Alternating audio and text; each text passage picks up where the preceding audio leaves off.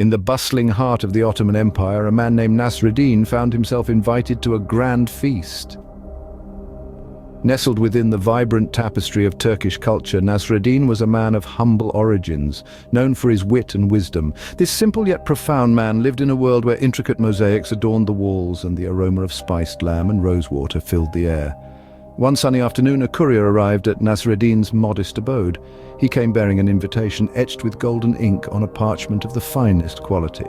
It was an invitation to a grand feast, hosted by the most affluent man in town. The invitation was a testament to the host's wealth and power, with every curve and flourish of the calligraphy speaking volumes about the grandeur that awaited. Nasreddin, with his ever-present twinkle of wit in his eyes, looked at the invitation and then at his own reflection. Dressed in his usual attire, a worn-out coat that had seen better days, he questioned his worthiness to attend such a grand event. Yet, his wisdom told him that his worth was not defined by his attire. His coat, threadbare and faded, bore the mark of a life well lived. It was a symbol of his humility and his connection to the earth from which he came.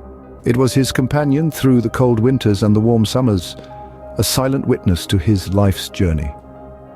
Despite his initial hesitation, Nasreddin decided to attend the feast.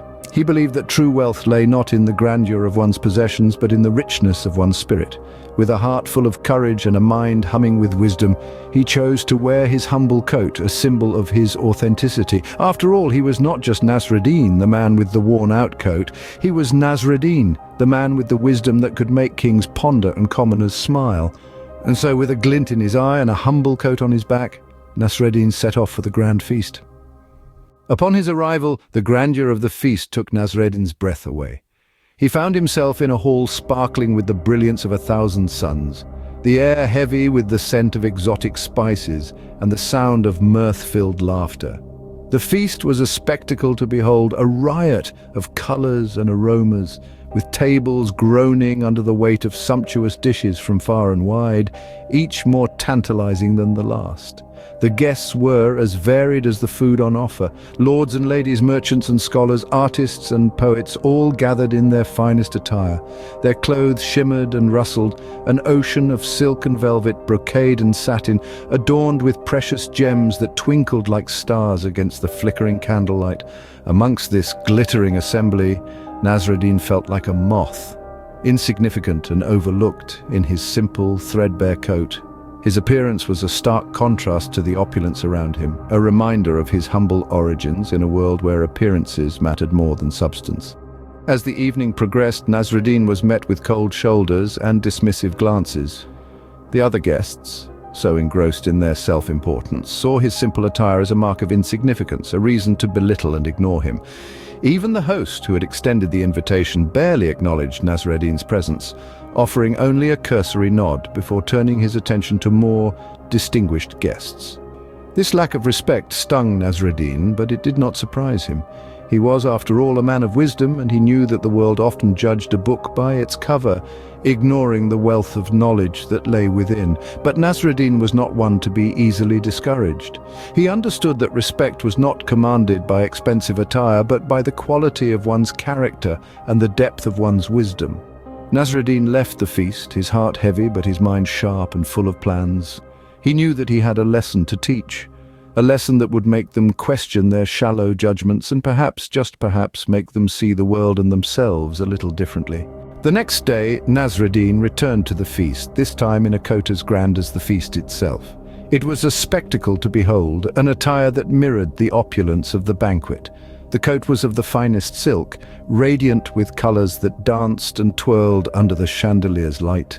Golden threads wove intricate patterns, a testimony of the artistry that had breathed life into it. The coat was a symphony of elegance and grandeur, a melody that echoed through the hall as Nasreddin walked in. The guests paused their chatter, their eyes drawn to the magnificence of Nasreddin's coat. It was as if the sun had walked into the room, casting a warm golden light that made everything else pale in comparison. The coat commanded respect, and respect it was given. Their scornful smirks from the previous day were replaced with smiles of admiration. Nasreddin was no longer the jest, he was the spectacle. The host who had once dismissed Nasreddin now welcomed him with open arms. He led Nasreddin to the head of the table, a seat reserved for the most esteemed guest. The servants, who had once offered Nasreddin the leftovers, now presented him with the finest dishes. Platters of succulent meats, bowls brimming with exotic fruits, and goblets filled with the choicest wine were laid before him. Nasreddin was treated not merely as a guest, but as an honored dignitary. Yet, amidst this shower of respect and admiration, Nasreddin remained the same, his demeanor unchanged, his humility intact. The grand coat did not make him arrogant, it simply made him visible. And then, just as the feast was reaching its peak, Nasreddin did something that left everyone in shock. He took off his grand coat, started feeding it the delicious food, and pouring it the finest wine. In the midst of the lavish feast, Nasreddin's actions sent ripples of confusion through the room. Each guest watched, their brows furrowed, as this man, who they had welcomed as an esteemed guest, proceeded to treat his coat as though it were a living entity. The sound of clinking glasses and murmured conversation gradually faded into a stunned silence, broken only by the rustling of fabric and the splash of wine against the coat's rich material.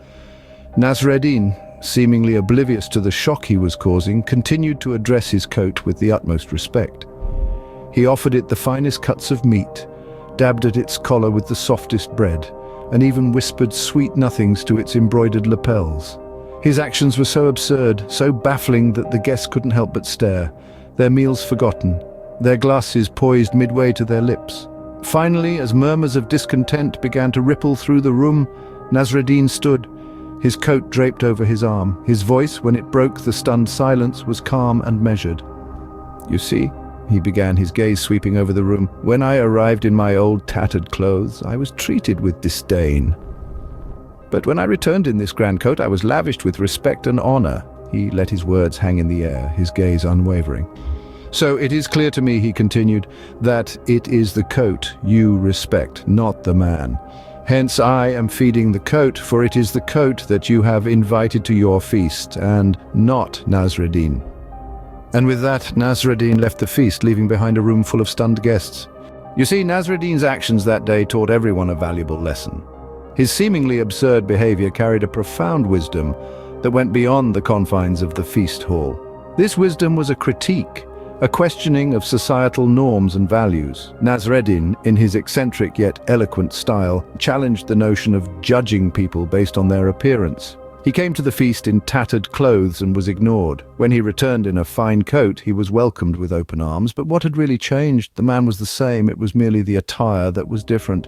This brings us to an important question, one that Nasreddin subtly posed to his hosts and to all of us.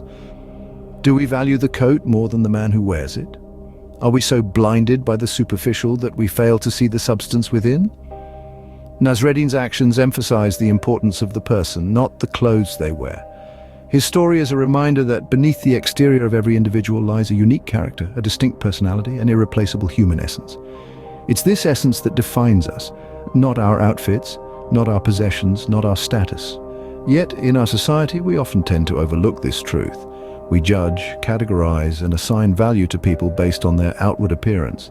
We let the coat speak for the man, forgetting that the coat is just a piece of fabric, while the man is a complex being with thoughts, emotions, experiences, and potential. Nasreddin's coat is a metaphor for all the superficial criteria we use to judge people.